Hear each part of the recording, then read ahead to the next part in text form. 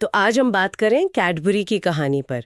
खास तौर पर भारत में ये इतनी कामयाब कैसे हुई।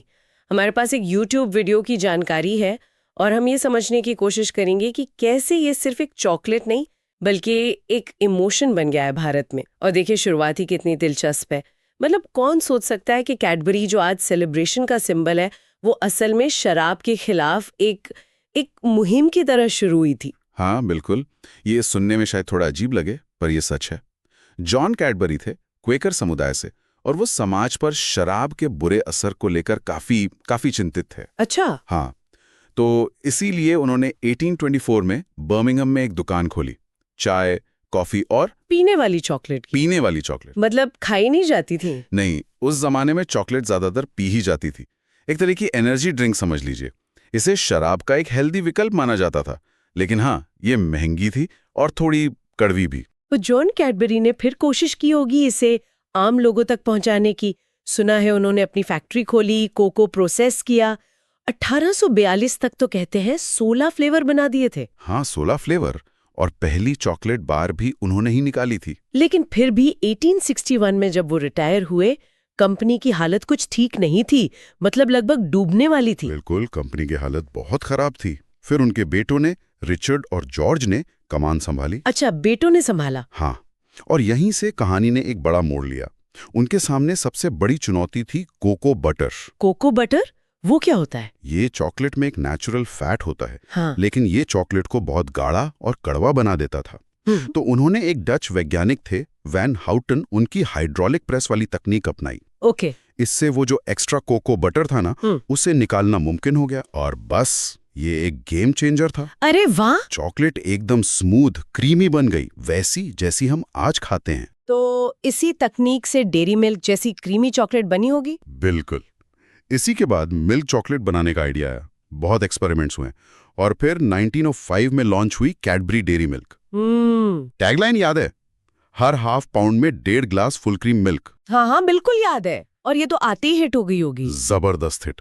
इसने तो कैडबरी की पहचान ही बदल दी। लेकिन फिर वो विश्व युद्ध का दौर आ गया, मुश्किलें बढ़ गई होंगी। बहुत ज्यादा। कच्चा माल मिलना, मतलब कोको, चीनी, सब मुश्किल हो गया। बहुत से कर्मचारी सेना में चले गए। लेकिन कैडबरी ने यहाँ बहुत समझदारी दिखाई। उन्होंने सैनिकों के लिए स्पेशल चॉकलेट बनाई। अच्छा। अपनी कुछ बिल्डिंग्स, हॉस्पिटल्स के लिए दे दी, दान भी किया। इससे उनका बिजनेस तो चला ही, लोगों में इज्जत भी बहुत बढ़ गई। और युद्ध के बाद तो फिर नए प्रोडक्ट्स की लाइन लगा दी। Flake, Creme Egg, Fruit and Nut, ये सब तभी आए। और फिर 1948 में कैडबरी भारत आई। यहाँ तो बिल्कुल अलग माहौल था। चॉकलेट मतलब एक महंगी चीज, लग्जरी। दूध और कोको भी आसानी से नहीं मिलता होगा यहाँ तब। हाँ, चुनौतियां बहुत थीं, लेकिन उनकी भारत वाली स्ट्रैटेजी कमाल की थी। सबसे पहले तो उन्होंने यहीं बनाना शुरू किया, लोकल प्रोडक्शन। अच्छा, भारत में ही? हाँ, शुरू में मिल्क पाउडर इस्तेमाल किया, लेकिन फिर जब श्वेत क्रांति हुई तो असली दूध इस्तेमाल करने लगे।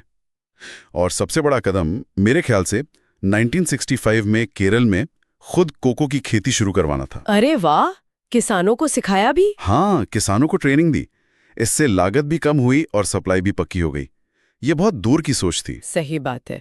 और मार्केटिंग, मुझे तो वो 90s वाला एड आज भी याद है, क्रिकेट वाला। हाँ, असली स्वाद जिंदगी का। उसने तो जैसे चॉकलेट का मतलब ही बदल दिया था बड़ों के लिए। बिल्कुल, वो एक मील का पत्थर था।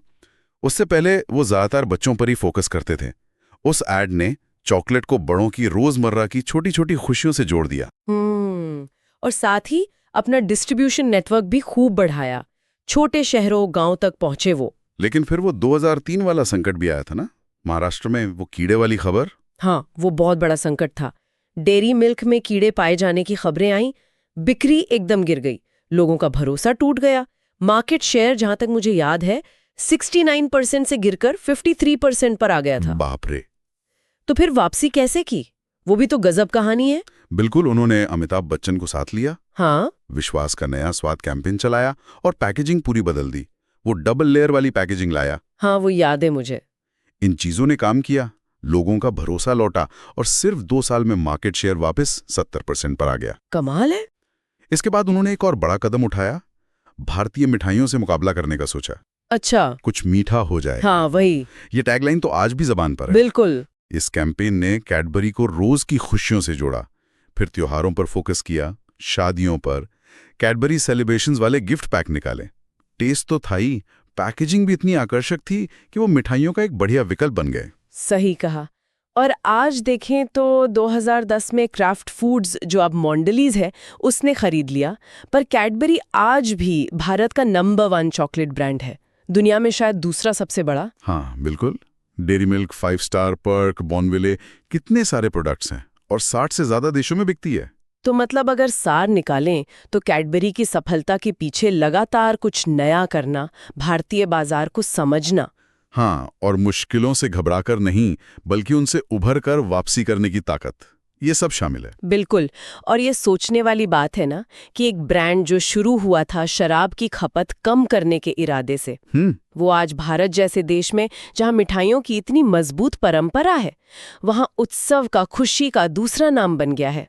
सही कहा। ये दिखाता है कि वक्त के साथ चीजें कैसे बदलती हैं और मार्केटिंग कितना बड़ा रोल अदा करती है। सोचने वाली बात है।